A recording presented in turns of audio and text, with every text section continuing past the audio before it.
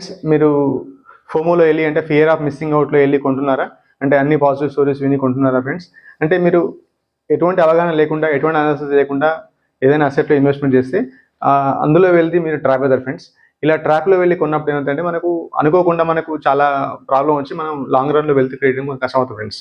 Hi friends, welcome to అద్విలీకి finance knowledge channel. Thank you very much friends. నేను చేస్తున్న videos మంచి response వస్తుంది. అండ్ ఈరోజు నేను చెప్పాలనుకున్న పాయింట్ వచ్చేసి మాత్రం ఇది friends, FOMO and traps in investments. అంటే మనకు ఫోమో అంటే fear of missing out, traps అంటే మనం తెలియకుండానే ఇన్వెస్ట్మెంట్ చేస్తాం, దాన్ని ట్రాప్స్ అంటారు. ఇది ఇన్వెస్ట్మెంట్స్ అంటే మనం ఏదైనా రియల్ ఎస్టేట్ కావచ్చు, లేకుంటే షేర్ మార్కెట్ అనే కావచ్చు ఫ్రెండ్స్. ఇందులో వచ్చేసి ఫోమో అంటే ఏంది ఎక్స్ప్లెయిన్ చేస్తాను. బుల్ స్ట్రాప్ అంటే మనం పాజిటివ్ థింకింగ్ చేస్తాము, అది రియల్ ఎస్టేట్లో కానీ ఈక్విటీ మార్కెట్లో కానీ. అంటే బియర్ ట్రాప్ అంటే మనం నెగిటివ్ థింకింగ్ చేస్తాం, అంటే మనకు ఎప్పుడు అదే పడిపోతుందని నెగిటివ్ థింక్ చేస్తాం. అండ్ ఒకవేళ మనం ఈ ట్రాప్లో ఉన్నప్పుడు మనం ఎలా థింక్ చేయాలి, how to think in traps. And conclusion అంటే ఫైనల్ నేను చెప్తాను, అంటే నా వ్యూ ఏంది ఇన్వెస్ట్మెంట్ అనేది చెప్తాను ఫ్రెండ్స్. అంటే ఇలాంటి కన్క్లూజన్ అంటే ఇలాంటి ట్రాప్స్లో కానీ లేకుంటే అనవసరంగా ఫోమోలో వెళ్ళకుండా మనం ఏం చేయాలని చెప్తాను ఫ్రెండ్స్. అసలు ఫోమో అంటే ఏంది ఫ్రెండ్స్? అంటే ఇది ఒక రకమైన ఆల్వేస్ పాజిటివ్ థింకింగ్, అంటే రోజు పిక్చర్స్. అంటే సమాజంలో అందరూ అసలు మన కంట్రీ అనేది ఎమర్జింగ్ కంట్రీ, అసలు చాలా ఘోరంగా పెరుగుతుంది, అసలు నెక్స్ట్ మనదే చైనా తర్వాత అని అంటుంటారు. అండ్ మన స్టేట్లో మాత్రం గవర్నమెంట్ ఏం చెప్తారంటే ఇక్కడ సెల్స్ చేస్తున్నాము, లేకుంటే ఫార్మాసిటీ వస్తుంది, ఐటీ పార్క్ వస్తుందని చెప్పి మనకు ప్రింట్ మీడియా కానీ లేకుంటే యూట్యూబ్లో కానీ ఆ స్ప్రెడ్ అనేది చాలా పాజిటివ్ స్ప్రెడ్ ఉంటుంది. ఆ స్ప్రెడ్ అయినప్పుడు ఏంటంటే మనం ఎవరైనా ఇన్వెస్ట్మెంట్ చేయాలంటే రియల్ ఎస్టేట్లో కానీ లేకుంటే అదేవిధంగా షేర్ మార్కెట్లో కానీ ఇన్వెస్ట్మెంట్ చేయాలంటే చాలా మంది మంచి అడ్వైజ్ చేస్తుంటారు. ఏంటంటే వాళ్ళు ఎప్పుడు పాజిటివ్ థింక్ చేస్తారు కాబట్టి మనం దాని గురించి కంప్లీట్గా అవగాహన లేకుండా, మనం దాని గురించి నెగిటివ్ థింక్ చేయకుండా మనం ఎంట్రీ అవుతాం ఫ్రెండ్స్. దీన్ని ఏమంటారంటే ఫియర్ ఆఫ్ మిస్సింగ్ అవుట్. అంటే మనం ఏంటంటే మనం కొద్దిగా మనం లేట్ చేస్తే మిస్ అయిపోతామో అని మనం తొందరగా కొంటాం అన్నట్టు. కానీ మనకు ఇలా ఫియర్ ఆఫ్ మిస్సింగ్ అవుట్ చేసే ఎవరంటే పెద్ద వాళ్ళు, అంటే ఇప్పుడు బిజినెస్ పర్సన్స్ కానీ లేకుంటే మంచి రియల్ ఎస్టేట్ బ్రోకర్స్ కానీ లేకుంటే షేర్ మార్కెట్లో అయితే మంచి పెద్ద ఇన్వెస్టర్స్ చెప్తుంటారు. అంటే అరే ఈ షేర్ అసలు బ్లూ చిప్ కంపెనీ, అసలు ఇది చాలా మంచి కంపెనీ, అసలు ఇది ఫ్యూచర్లో అసలు మామూలుగా పెరగదు అని చాలా మంది చెప్తుంటారు.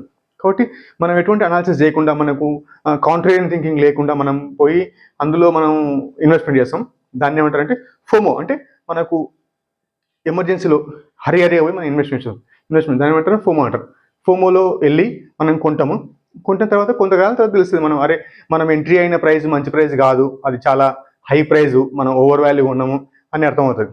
అలా అయినప్పుడు మనం అక్కడ ఏంటంటే ట్రాప్ అంటే ఏంటంటే ఇరికిపోవడం. ఇలా ట్రాప్స్ అనేది నా ఎక్స్పీరియన్స్ ఉన్నాయి ఫ్రెండ్స్. ఒకటి ఏంటంటే రియల్ ఎస్టేట్లో అంటే 2012 నాకు జాబ్ వచ్చినప్పుడు మనం ఎంతో కష్టపడతాం, జాబ్ చేసుకుంటాం, డబ్బులు వస్తాయి. కానీ మనకేంటంటే ఫైనాన్షియల్ లిటరసీ లేకపోవడం వల్ల మనకు ఇలాంటి ట్రాప్స్ మనం పోయి అందులో ఫోమోలో వెళ్ళి కొంటాం. అలా కొన్నప్పుడు ఏంటంటే మనం అమ్మడానికి పోయినప్పుడు మాత్రం చాలా కష్టం అవుతుంది. కాబట్టి అది ఒక రకమైన ప్రాబ్లం, అంటే లిక్విడిటీ ప్రాబ్లం ఉంటుంది అందులో. అదే షేర్ మార్కెట్లో మాత్రం ఒకవేళ మార్కెట్ మంచి బుల్ మార్కెట్లో ఉంది అని అంటారు చాలామంది. అప్పుడు ఏంటంటే చాలా మంచి కంపెనీస్, అంటే ఒకప్పుడు 2018-19లో ఎస్ బ్యాంక్ కానీ ఫిషర్ రిటైల్ కానీ చాలా మంచి కంపెనీస్ అని చాలామంది దాని గురించి రిపోర్ట్స్ వస్తాయి, రేటింగ్ కూడా మంచిగా ఇస్తుంది అన్నట్టు. అలా మనం అందులో వెళ్ళి ఒకసారి కొన్న తర్వాత తెలుస్తుంది, అరే మనం వెళ్ళింది రాంగ్ ప్రైస్లో ఎంట్రీ అయినాము. కాబట్టి ఒకసారి మనం ఎంట్రీ అయిన తర్వాత బ్యాడ్ న్యూస్ స్టార్ట్ అయినప్పుడు ఏంటంటే మనకు ఆ షేర్ ప్రైస్ విత్ ఇన్ 1 yearలోనే క్రాష్ అయిపోతుంది. అంటే నేను ఎస్ బ్యాంక్ ఉన్నప్పుడు 300 రూపీస్లో ఉన్న స్టాక్ ప్రైస్ వచ్చేసి అది 5 రూపీస్కి వచ్చింది. కాబట్టి విత్ ఇన్ 1 yearలో. కాబట్టి మనకు తెలియకుండా చాలా ప్రాబ్లం ఉంటుంది ఫ్రెండ్స్. కాబట్టి ఫోమోలో మనం మంచి తెలిసి ఉండాలి. అసలు ఇన్వెస్ట్మెంట్ చేసేటప్పుడు కొంచెం లాజికల్గా థింక్ చేయాలి. మనం ఈక్విటీ ఇన్వెస్ట్మెంట్ అయితే మాత్రం మనకు తెలియకుంటే ఫస్ట్ మ్యూచువల్ ఫండ్తో ఎంట్రీ అవుతే మనకు అవగాహన ఉంటుంది ఫ్రెండ్స్. అంటే రియల్ ఎస్టేట్లో మాత్రం ఫోమోలో ఎట్లుంటుంది అంటే మనకు చాలామంది మన రిలేటివ్స్ కానీ లేకుండా మన ఫ్రెండ్స్ కానీ మన కొలీగ్స్ కానీ చాలామంది అసలు రియల్ ఎస్టేట్లో ఉంటే అసలు ఎప్పుడు తగ్గదు ప్రైజు, అసలు చాలా పెరుగుతుంది, విత్ ఇన్ 5 years డబుల్ అవుతుంది అంటారు. కానీ మనకు అది మనం కొన్న తర్వాత మనం అమ్మని పోయినప్పుడు మాత్రం అది మనకి ఎవరైతే కొనిపించారో ఆ ఏజెంట్ మనకు అందుబాటులో ఉంటారు. ఒకవేళ పోయి అడిగితే మాత్రం లేదు ఇప్పుడు రేట్లు తక్కువ ఉన్నాయి, బాగలేవు అని అంటారు. కాబట్టి నా పర్సనల్ ఎక్స్పీరియన్స్ రియల్ ఎస్టేట్లో ఉంది ఫ్రెండ్స్. నేను దాని గురించి ఒక డీటెయిల్గా వీడియో చేశాను. ఆ వీడియో లింక్ డిస్క్రిప్షన్లో పిన్ చేస్తాను, మీరు చూడండి. సో మీకు ఐడియా వస్తుంది. ఎందుకంటే రియల్ ఎస్టేట్లో లిక్విడిటీ ప్రాబ్లము ఏంటంటే రియల్ ఎస్టేట్కి ఫండమెంటల్స్ అంటే ఏముండవు, అంటే ఓన్లీ నియర్ బై డెవలప్మెంట్స్, అంతే ఉంటాయి. కాబట్టి ఇది డెడ్ అసెట్. కాబట్టి మనం ఇందులో ఇన్వెస్ట్మెంట్ చేసేటప్పుడు కొంచెం జాగ్రత్త వహించి చూడాలి ఫ్రెండ్స్. కాబట్టి మనం ఫోమోలో వెళ్ళి ఇది ఇన్వెస్ట్మెంట్ చేయండి. ఫోమోలో వెళ్ళి మనం కొన్నప్పుడు దాన్ని అక్కడ కొంతకాలం తర్వాత మనకు ఆ కండిషన్స్ చేంజ్ కావడం వల్ల దాన్ని ఏమంటారంటే అక్కడ మనం ట్రాప్ అంటాం. ట్రాప్ అంటే ఏంది? అక్కడ ఇరుక్కుపోవడం. అంటే ఏ విధంగా ఇరుక్కుపోవచ్చు అంటే బుల్ స్ట్రాప్. బుల్ స్ట్రాప్ అంటే ఆప్టిమిస్టిక్ థింకింగ్. అంటే ఆల్వేస్ మనం పాజిటివ్ థింక్ చేస్తాం. అంటే అరే రియల్ ఎస్టేట్ ప్రైజులు ఎప్పుడు పెరుగుతాయి, షేర్ మార్కెట్ ఎప్పుడు పెరుగుతుంది, మనకు అన్నీ మంచిగా రోజీ పిక్చర్స్ మంచి చెప్తారు. కాబట్టి ఇది బుల్ స్ట్రాప్. ఈ బుల్ స్ట్రాప్లో ఏంటంటే ప్రైస్ ఎప్పుడు పెరుగుతుంది అనుకుంటారు. కానీ మనం ఏదైనా అసెట్ కానీ రియల్ ఎస్టేట్ కానీ లేకుంటే ఈక్విటీ మార్కెట్ కానీ మనకు ఒకసారి మార్కెట్ బాగా పెరిగిన తర్వాత చాలామంది రిటైల్ ఇన్వెస్టర్స్ అంటే అమాయక జనాలు లేకుంటే అమాయక ప్రజలు తెలియని వాళ్ళు అంటే న్యూ ఇన్వెస్టర్స్ కొత్త ఎంట్రీ అయిన వాళ్ళు ఏంటంటే వాళ్ళు ఒకటే యాంగిల్ చూస్తారు కాబట్టి వాళ్ళకు అసలు మార్కెట్ ఎప్పుడు పెరుగుతూనే ఉంటుంది అనుకుంటారు. కానీ అక్కడ వాళ్ళు ఏంటంటే పొజిషన్ తీసుకుంటారు, బై చేస్తారు. ఏదైనా పొజిషన్ అంటే షేర్లు కానీ లేకుంటే ఇండెక్స్ ఫండ్ కానీ మ్యూచువల్ ఫండ్ ఇందులోనే షేర్లు అంటే పొజిషన్ తీసుకుంటారు. అందులో కొన్నప్పుడు ఏం చేస్తారంటే కొంతకాలం తర్వాత అంటే వాళ్ళు కొన్న వితిన్ ఒక 3-4 months తర్వాత ఏంటంటే అది మార్కెట్ పడడం స్టార్ట్ అవుతుంది. మార్కెట్ పడడం స్టార్ట్ అవుతుందంటే మనము బుల్ మార్కెట్లో ఉన్నప్పుడు మనం ఎంట్రీ అయినాం అంటే మనం కూడా ఒక బుల్ లాగా బిహేవ్ చేసాం అక్కడ. కాబట్టి అందులో ఎంట్రీ అయినప్పుడు ఏమవుతుందంటే బుల్ అంటే ఏంటంటే ఎద్దు అంటే పరిగెత్తేస్తాను. ఆ బుల్ అందులో ఎంట్రీ అయినప్పుడు కొంతకాలం తర్వాత కింద పడడం స్టార్ట్ అవుతుంది. అంటే మార్కెట్ డిక్లైన్ అంటే మార్కెట్ కరెక్షన్ రావడం స్టార్ట్ అవుతుంది. అలా మార్కెట్ కరెక్షన్ అయ్యి ఒక్కోసారి కొన్నిసార్లు 2-3 సంవత్సరాలు కూడా మార్కెట్ కరెక్షన్ కావచ్చు, 1 year 2 year 3 year అలా కరెక్ట్ అయినప్పుడు ఏంటంటే ఎవరైతే ఇక్కడ పొజిషన్ తీసుకున్నారో వాళ్ళు ఇక్కడ ట్రాప్ అయినట్టు. కాబట్టి ట్రాప్ అనేది చాలా చాలా ఇంపార్టెంట్. మనం ఏ ట్రాప్లో ఉన్నాం కూడా చాలా తెలుసుకోవాలి.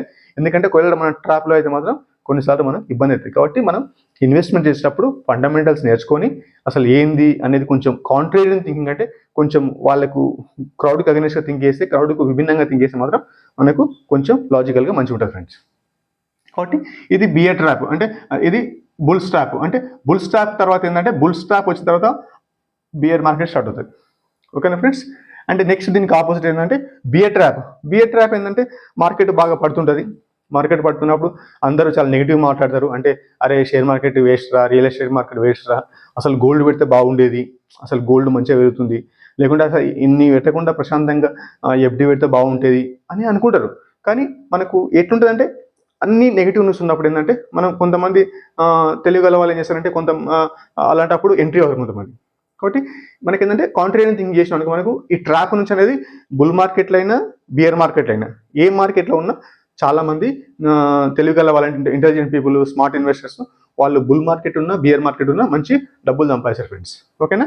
అండ్ ఇప్పుడు ఏంటంటే బియర్ మార్కెట్లో ఏంటంటే మామూలుగా మనం మార్కెట్ పడుతున్నప్పుడు చాలామంది ఏంటంటే ఎగ్జిట్ అవుతారు. అంటే అరే వద్దురా పోయి మార్కెట్ చాలా పడుతుంది, మనం వద్దు, ఒకవేళ మార్కెట్ పెరగడం స్టార్ట్ అయిన తర్వాత మనం కొంటామని అనుకుంటాం. ఒకప్పుడు ఇక్కడ 100 రూపాయలు ఉన్న షేరు మనం ఎగ్జిట్ అయిన తర్వాత అది కిందికి వచ్చి కొంతకాలం తర్వాత స్టెబిలైజ్ అయ్యి ఒకసారి బుల్ మార్కెట్ స్టార్ట్ అవుతుంది. బుల్ మార్కెట్ స్టార్ట్ అయినప్పుడు ఎట్లుంటుంది అంటే మనిషి ఆలోచన అంటే ఒక వ్యక్తి యొక్క ఆలోచన, అరే నేను 100 రూపాయలు కొన్నాను, నేను 200 రూపాయలు ఎందుకు కొనాలి అని మనం కొనము. దీన్ని ఏమంటారంటే బియర్ ట్రాప్ అంటే మనం బియర్ అంటే అంటే ఎలుగుబంటి లాగా, అంటే బియర్గా బిహేవ్ చేసినాం కాబట్టి మనం ఆ పొజిషన్ తీసుకోవాలంటే బుల్ మార్కెట్ యొక్క గ్రోత్ మనం పట్టుకోలేము. దీని ఏమంటారంటే బియర్ ట్రాప్ తర్వాత స్టార్ట్ అయ్యేది బుల్ మార్కెట్. బుల్ స్ట్రాప్ అయినప్పుడు తర్వాత స్టార్ట్ అయ్యేది బియర్ మార్కెట్. అంటే ఆపోజిట్ అని మనం అనుకుంటే ట్రాప్ అంటే మనం అక్కడ అనుకొని అయినాం కాబట్టి ఆపోజిట్ స్టార్ట్ అయింది. కాబట్టి ట్రాప్ అంటే ఆపోజిట్ ఆఫ్ అవర్ థింకింగ్ అన్నట్టు. బుల్ స్ట్రాప్ అంటే బియర్ మార్కెట్ స్టార్ట్ అవుతుంది, బియర్ ట్రాప్ అంటే బుల్ మార్కెట్ స్టార్ట్ అవుతుంది. ఓకేనా ఫ్రెండ్స్. ఇంతవరకు మీకు వీడియో నచ్చినట్లయితే లైక్ చేయండి ఫ్రెండ్స్. అండ్ మీకు ఇంకా కాన్సెప్ట్ ఏమైనా డౌట్ ఉంటే మాత్రం కమెంట్ చేయండి, నేను ఇంకా ఎక్స్ప్లెయిన్ చేయడానికి ట్రై చేస్తాను. And how to think in trap. అసలు మనం ట్రాప్లో ఎలా థింక్ చేయాలి ఎలా థింక్ చేయాలంటే మనం ట్రాప్లో ఉన్నామా లేదా ఎట్లా చేస్తా అంటే మనం అనాలిసిస్ చేయాల్సింది. అంటే ఒకవేళ మనం మార్కెట్లో న్యూస్ ఎలా ఉన్నది, ఒకవేళ న్యూస్ మంచిగా ఉన్నాయా లేక బాగలేవా, ఒకవేళ మంచిగా ఉంటే అందరు మంచి చెప్పారు అనుకో, అసలు ఆ మంచి కారణం ఏంటి అనేది తెలుసుకుందాం ఫ్రెండ్స్. ఒకవేళ మంచి కారణం లేకుండా నార్మల్గా మనకు నార్మల్ న్యూస్ వస్తే మాత్రం అది మనం కొంచెం జాగ్రత్త వహించి కొంచెం తెలివితోని బిహేవ్ చేయాలి ఫ్రెండ్స్. కాబట్టి ట్రాప్లో ఉన్నప్పుడు మనం కొంచెం జాగ్రత్త వహించి మనం ఏ ట్రాప్లో ఉన్నామో దానికి అగెనిస్ట్గా వెళ్తే మాత్రం మనకు లాంగ్ రన్లో వెళ్తేనే జనరేట్ చేసి ఫ్రెండ్స్. అండ్ ఫైనల్ కన్క్లూజన్ అంటే ఫ్రెండ్స్ అంటే మనము ఫోమోలో వెళ్ళి మార్కెట్లో మనం కొనొద్దు.